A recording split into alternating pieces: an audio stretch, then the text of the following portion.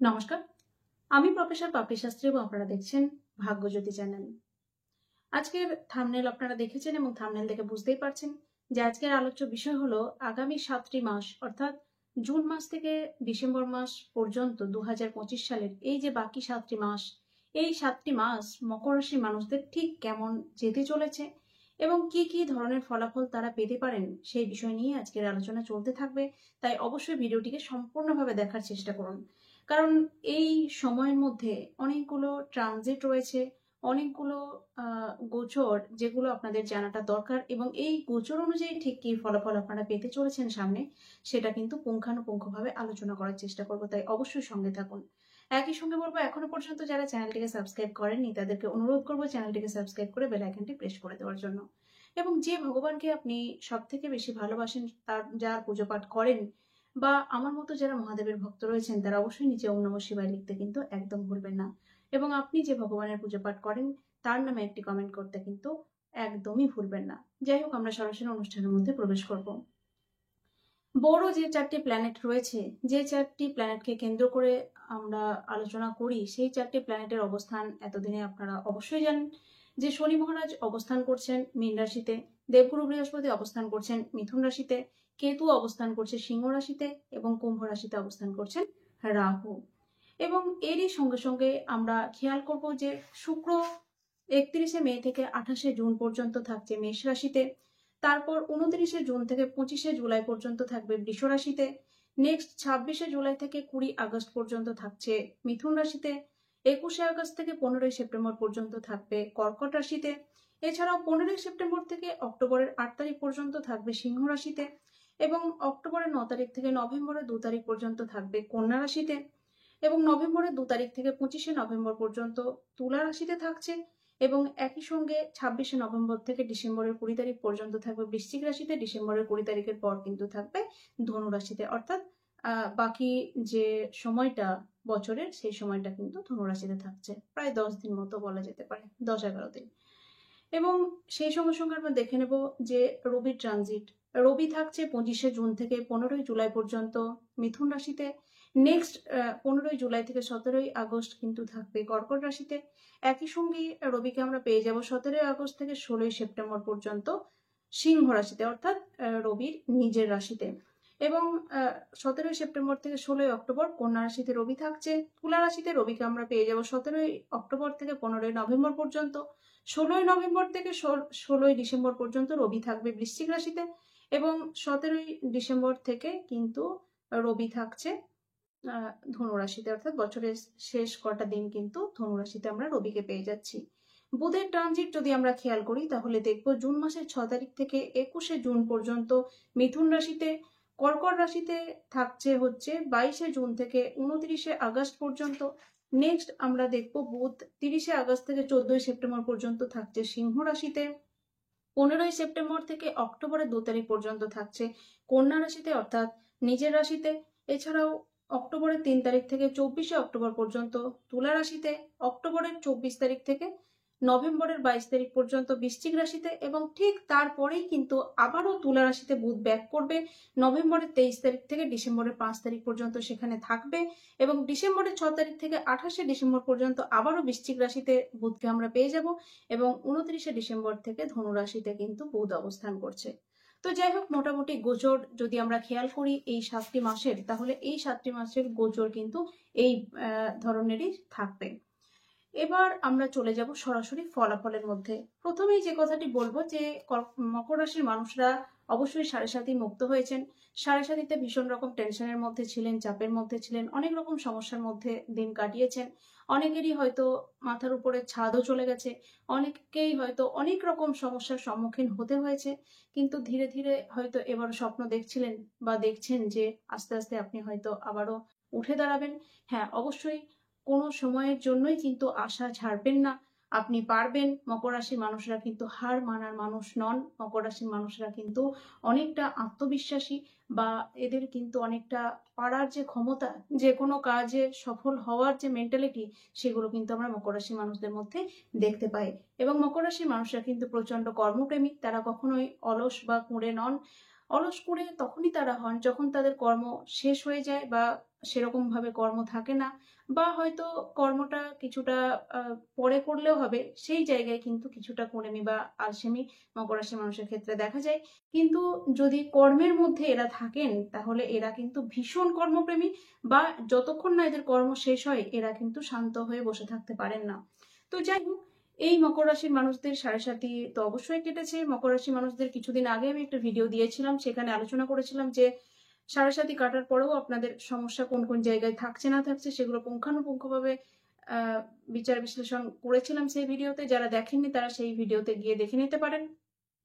তবে 7.5 মুক্ত যেহেতু হয়েছে, অনেকটা মানসিক অবস্থা বা মানসিক যে টানাপোড়েন বা মানসিক ডিপ্রেশন, অ্যাংজাইটি, এগুলো যে যা চলছিল সেগুলো কিন্তু অনেকটা কম হতে দেখা যাচ্ছে ধীরে ধীরে, এবং অনেকটা মেন্টাল সাপোর্ট কিন্তু আপনাদের মধ্যে আসছে অবশ্যই।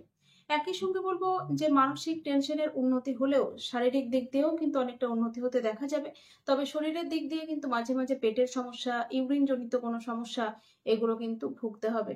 এবং বেশ কিছু সময় এটাও দেখা যাবে যে পেটের সমস্যা এতটাই হয়তো চূড়ান্ত আকার ধারণ করছে যে আপনি হয়তো পরিশ্রান্ত হয়ে যাচ্ছেন, বা বিভিন্ন ট্রিটমেন্ট করছেন, হয়তো ঠিক হচ্ছে না, কিন্তু চিন্তার কোনো কারণ নেই। কারণ সমস্যা হলেও এই সময় কিন্তু আপনাদের আরোগ্য লাভের বা রিকভারি হওয়ার জায়গাও কিন্তু অবশ্যই থাকছে।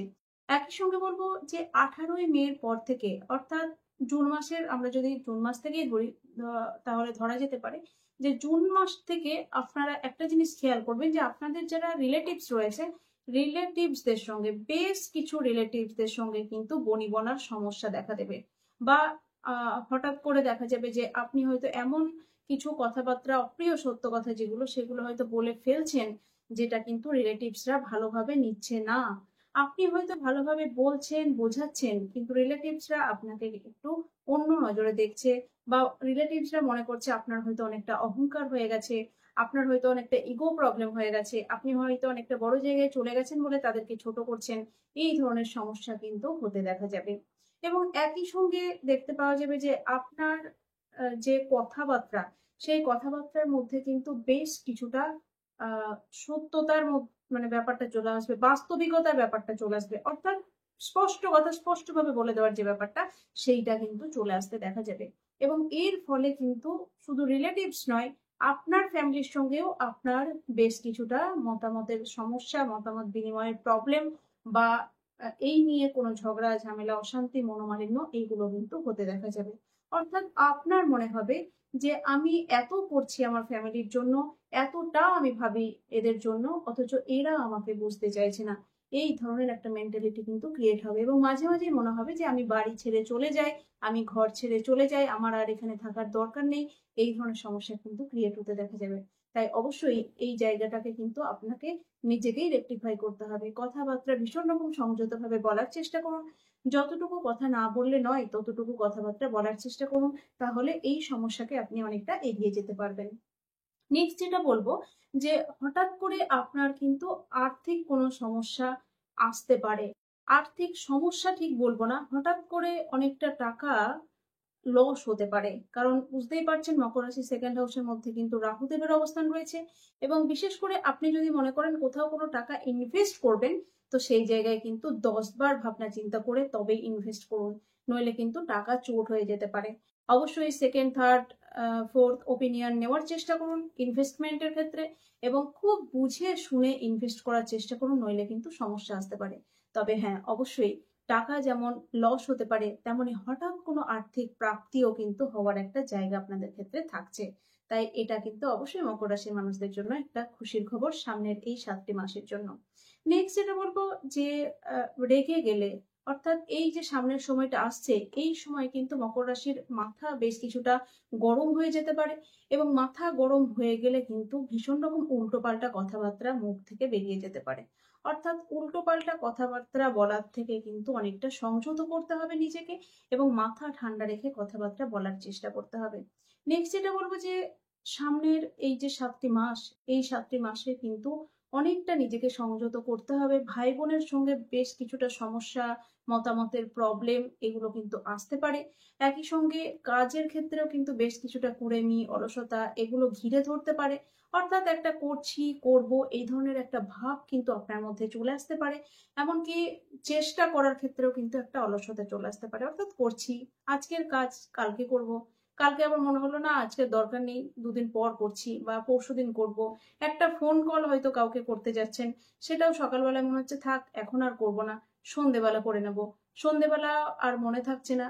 ফলে এই যে একটা ডিস্টারবেন্স, এই ডিস্টারবেন্সের ফলেও কিন্তু বেশ কিছুটা লস আপনার ক্ষেত্রে দেখা যাবে।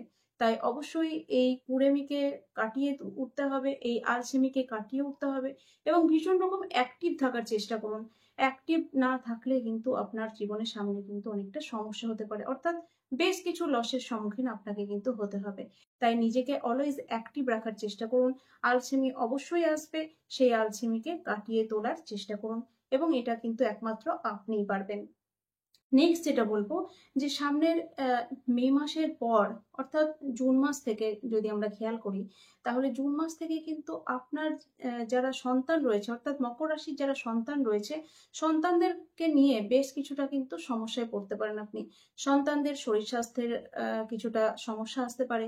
সন্তানদের মধ্যে কিছুটা মানসিক টেনশন, ডিপ্রেশন, অ্যাংজাইটি এগুলো আসতে পারে।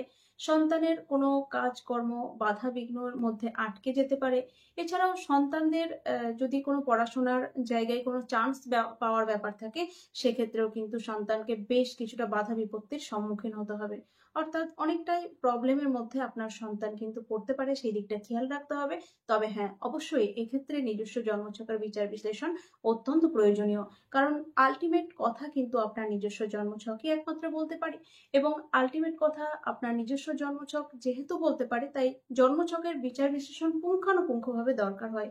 কখনো কখনো আমরা এরকম দেখি যে নিজেরাই অনেকটা জ্যোতিষ পড়াশোনা করছি বা নিজেরাই হয়তো অনেকটা ইউটিউব দেখে ফোন ঘেটে শেখার চেষ্টা করছি, সেখান থেকে নিজের বিচার নিজে করে প্রতিকার করে নিচ্ছি। এগুলো কিন্তু একদমই ঠিক নয়। কারণ আমরা অনেক সময় খেয়াল করব যে কোনো কিছু রোগ হলে আমরা ওষুধের দোকানে গিয়ে ওষুধ কিনে খাই এবং হয়তো কখনো কখনো সেই ওষুধ খেয়ে আমাদের রোগ সেরে যায়। কিন্তু কখনো কখনো কিন্তু সেই ওষুধ খেয়ে আমাদের রোগ আরো বেশি জটিল আকার ধারণ করে এবং পরবর্তীকালে সেই জটিলতা কাটাতে অনেক কাঠখড় পোড়াতে হয়। তাই অবশ্যই যারা আহ সমস্যার মধ্যে রয়েছেন, বলতে আমার খারাপই লাগছে, তো যারা সমস্যার মধ্যে রয়েছেন তারা এরকম নিজের বিচারটা নিজে করে নিয়ে প্রতিকার কখনোই করবেন না। হ্যাঁ, অবশ্যই জ্যোতিষে ইন্টারেস্ট আছে আপনার, মকর রাশির মানুষরা জ্যোতিষে অনেকটা ইন্টারেস্ট রাখেন, সেটা ভীষণই ভালো রকম বিষয় একটা। এবং জ্যোতিষ নিয়ে পড়াশোনা করতে চাইছেন সেটা করুন, কিন্তু নিজের প্রতিকার কখনোই নিজে করার চেষ্টা করবেন না। সেক্ষেত্রে একজন ভালো অ্যাস্ট্রোলজারের পরামর্শ নিয়ে তবেই কিন্তু আপনার এগোনো উচিত। যাই হোক, সে কথায় যাচ্ছি না। নেক্সট যেটা বলবো যে পড়াশোনার ক্ষেত্রে সন্তানদের যে বাধা আসতে পারে বললাম, সেটার ক্ষেত্রে কিন্তু অবশ্যই সন্তানদের নিজস্ব জন্মছকের বিচার বিশ্লেষণ করতে হবে। এছাড়াও আপনারা যারা মকর রাশির মানুষরা রয়েছেন, আপনাদের ক্ষেত্রেও কিন্তু পড়াশোনার ক্ষেত্রে বেশ কিছুটা বাধা বিপত্তি আসতে পারে যে সমস্ত স্টুডেন্টরা রয়েছে মকর রাশির। এছাড়াও একটা জিনিস খেয়াল করবেন যে এই সময় কিন্তু আপনাদের মধ্যে একটা আধ্যাত্মিক মনোভাব বৃদ্ধি হতে দেখা যাবে। অর্থাৎ জুন মাসের পর থেকে আপনারা দেখবেন যে ধীরে ধীরে আপনারা কিন্তু অনেকটা আধ্যাত্মিক হচ্ছেন এবং অনেকটা মনে হচ্ছে যেন ভগবানের সংস্পর্শ পেলে ভালো হয় বা ভগবানের সংস্পর্শে আপনি নিজেই যাওয়ার চেষ্টা করছেন। কোথাও না কোথাও একটা ভগবানের সঙ্গে আত্মিক টান আপনি অনুভব করছেন। এই ধরনের জায়গাগুলো কিন্তু ক্রিয়েট হতে দেখা যাবে। একই সঙ্গে লোন যারা নিতে চাইছেন, লোন নেওয়ার ক্ষেত্রে কিন্তু একটা সুবর্ণ সুযোগ সামনে আপনাদের ক্ষেত্রে আসতে চলেছে এবং যারা অনেকদিন ধরে চেষ্টা করছিলেন, লোন নেব মনে করছিলেন, লোন নিয়ে হয়তো একটা কোনো পরিকল্পনা করছেন, তাদের ক্ষেত্রে ভীষণ রকম একটা ভালো জায়গা কিন্তু সামনেই আসছে। এবং লোন নেওয়ার জন্য কোনো রকম টাকা পয়সা, দালাল এগুলো কিন্তু করবেন না। টাকা পয়সা দিলে সেই টাকা পয়সা কিন্তু চলে যাবে। আপনি অটোমেটিক্যালি লোন পাবেন। তার জন্য আপনাকে কোনো কিছুই টাকা পয়সা দিয়ে করতে হবে না। আপনি নিজে ব্যাংকে যাবেন, ব্যাংকের সঙ্গে যোগাযোগ করবেন, সেখান থেকেই কিন্তু আপনি অটোমেটিক লোন পেয়ে যাবেন। যেটা এতদিন ধরে হয়তো আটকে ছিল, হচ্ছিল না, সেটা কিন্তু সামনে হয়ে যাবে। এবং একই সঙ্গে পেট সংক্রান্ত সমস্যায় ভোগান্তির একটা আশঙ্কা আগেই আমি বললাম। এবং যদিও পেট সংক্রান্ত সমস্যায় আপনি ভোগেনও, তাহলেও কিন্তু চিন্তা করার কোনো কারণ নেই, কারণ সেটা থেকে রিকভারি পাওয়ারও একটা জায়গা কিন্তু তৈরি হবে। এবং আপনাদের যে সমস্ত মানুষরা মকর রাশির মানুষরা শত্রুতার সমস্যায় অনেক বেশি ভোগেন, শত্রুতার কবলে পড়ে রয়েছেন বা শত্রু যাদেরকে অনেক রকম সমস্যা ক্রিয়েট করে তাদের ক্ষেত্রে কিন্তু শত্রু অনেকটা দমন হবে বা শত্রু অনেকটা চুপচাপ হয়ে যাবে। তবে হ্যাঁ, যাদের জন্মছকের ক্ষেত্রে ষষ্ঠ ভাবের অবস্থান খুব একটা ভালো নয় তাদের ক্ষেত্রে সামনে কিন্তু শত্রু অনেকটা বড় ক্ষতি করতে পারে। তাই সেই জায়গায় কিন্তু সাবধান থাকতে হবে। যদি আপনি খেয়াল করেন যে আপনি শত্রুতার কবলে পড়ছেন, ঠিক হচ্ছে না ব্যাপারটা, তাহলে অবশ্যই একজন অ্যাস্ট্রোলজারের সঙ্গে যোগাযোগ করে সেই জায়গাটাকে রেকটিফাই করার চেষ্টা করুন, নইলে কিন্তু সমস্যা বাড়তে পারে। নেক্সট যেটা বলবো যে মেয়েরা যারা রয়েছে মকর রাশির মেয়েদের ক্ষেত্রে কিন্তু শ্বশুর বাড়ির সঙ্গে একটা বাক বিতণ্ডা, মনোমালিন্য, অশান্তি কিন্তু ক্রিয়েট হতে চলেছে। হঠাৎ করে দেখবেন আপনার শ্বশুরবাড়ির লোকগুলো কেমন যেন চেঞ্জ হয়ে যাচ্ছে, আপনার সঙ্গে কেমন একটা যেন ব্যবহার করছে, আপনাকে কেমন একটা সন্দেহের চোখে দেখছে। এই ধরনের মেন্টালিটি গুলো, এই ধরনের ব্যবহার গুলো আপনারা কিন্তু শ্বশুরবাড়ির লোকেদের সঙ্গে খেয়াল করবেন, আপনারা কিন্তু দেখতে পাবেন এবং এই বিষয়টা কিন্তু আপনাদের অনেকটা সমস্যা সৃষ্টি করবে বা অনেকটা প্রবলেম ক্রিয়েট করবে, এটা বলা যেতে পারে। একই সঙ্গে বলবো যে সমস্ত ছেলে মেয়েরা মকর রাশির গবেষণা বা রিসার্চ মূলক কর্মের সঙ্গে যুক্ত রয়েছে তাদের কিন্তু ভীষণ একটা ভালো সুযোগ সামনে আসছে এবং এই গবেষণা বা রিসার্চে কিন্তু সফলতা অর্জন করতে পারবেন আপনারা এবং আরো আরো আরো ডিপে যেতে পারবেন রিসার্চ মূলক কর্মের ক্ষেত্রে। তাই অবশ্যই যারা রিসার্চ মূলক কর্মের ক্ষেত্রে যুক্ত রয়েছেন তাদের ক্ষেত্রে কিন্তু এটা ভীষণই একটা সুখবর, এটা বলা যেতে পারে। নেক্সট যেটা বলবো যে আমরা জানি 30শে মার্চের থেকে শনি মহারাজের ট্রানজিট হয়েছে মীন রাশিতে এবং এর পর থেকেই আপনারা খেয়াল করবেন যে পিতার শরীর স্বাস্থ্য নিয়ে কিন্তু একটু সমস্যা হচ্ছে। অর্থাৎ পিতার শারীরিক কোনো সমস্যা, পিতার সঙ্গে আপনার বনিবনার প্রবলেম, বাবা আপনাকে যেটা বলছে সেটা আপনার পছন্দ হচ্ছে না, আপনি যেটা বাবাকে বোঝাতে চাইছেন সেটা আপনার ভাষাটা বাবা বুঝতে চাইছে না, এই ধরনের একটা সমস্যা কিন্তু লেগে রয়েছে। এছাড়াও বাবার কিন্তু কোনো শারীরিক সমস্যা আসতে পারে, বাবার কোনো প্যারালাইসিস, কোনো স্ট্রোক রিলেটেড কোনো প্রবলেম, নার্ভ রিলেটেড কোনো প্রবলেম, হাই প্রেশার জনিত কোনো সমস্যা, ব্যথা বেদনা জনিত কোনো সমস্যা, এই ধরনের প্রবলেম কিন্তু ক্রিয়েট হতে পারে। তাই অবশ্যই সেই জায়গায় কিন্তু সতর্ক হতে হবে, সাবধান হতে হবে এবং ভাগ্যের উন্নতিতে কিছুটা হলেও দেরি হবে। ভাগ্যের যে সাপোর্ট, সেই ভাগ্যের সাপোর্ট পেতে সামনের এই 7টি মাসে একটু প্রবলেম হবে, অর্থাৎ একটু দেরি করে ভাগ্যের যে উন্নতি সেই জায়গাটা কিন্তু খেয়াল করবো আমরা। তবে চিন্তার কোনো কারণ নেই, এই সময় কিন্তু আপনাদের তীর্থযাত্রা হবে। অনেকদিন ধরেই হয়তো ভাবছিলেন যে তীর্থযাত্রা করবেন, কিন্তু ভাবছিলেন কোথায় যাবেন বা কবে যাবেন বা কিভাবে যাবেন, বা হয়তো টাকা পয়সা নিয়ে কিছুটা প্রবলেমের মধ্যে পড়ছিলেন বা হয়তো সেরকম সুযোগ পাচ্ছিলেন না। তো অবশ্যই সামনে কিন্তু তীর্থযাত্রার সুযোগ আসতে চলেছে এবং এটা কিন্তু আপনার জন্য ভীষণ রকম লাভজনক হতে চলেছে এই তীর্থযাত্রা। অর্থাৎ এই তীর্থযাত্রায় গেলে আপনার কিন্তু বেশ কিছুটা লাভ হবে বা আধ্যাত্মিক জায়গায় যতটা আপনি কানেক্ট করতে পারবেন নিজেকে ততই কিন্তু সমস্যামুক্ত হবেন বা বড় জায়গায় যেতে কিন্তু এই বিষয়টা আপনাকে হেল্প করবে। নেক্সট যেটা বলবো যে কাজকর্মের ক্ষেত্রে আমাদের একটা প্রশ্ন থেকেই থাকে যে কর্মের ক্ষেত্রটা আগে বলুন। তো অবশ্যই কর্মের ক্ষেত্রে একটা যুগান্তকারী পরিবর্তন কিন্তু আসতে চলেছে আপনাদের ক্ষেত্রে এবং কর্মের ক্ষেত্রে একটা ডেভেলপমেন্ট, একটা উন্নতির জায়গা অবশ্যই সামনে আসছে। মান সম্মান যশখ্যাতি অবশ্যই বৃদ্ধি পাবে। নতুন যারা কর্মপ্রাপ্তি করতে চাইছেন, নতুন কর্মপ্রাপ্তির ক্ষেত্রেও কিন্তু ভীষণ রকম একটা ভালো জায়গা তৈরি হচ্ছে। একটু কম্পিটিটিভ এক্সাম যারা দিচ্ছে, সরকারি চাকরির জন্য যারা চেষ্টা করছে তাদেরকে একটু খেটে পড়াশোনা করতে হবে, ব্যাস তাহলেই কিন্তু এই বছর কম্পিটিটিভ এক্সাম ক্লিয়ার হবে, নতুন চাকরি প্রাপ্তি আপনারা কিন্তু করতে পারবেন।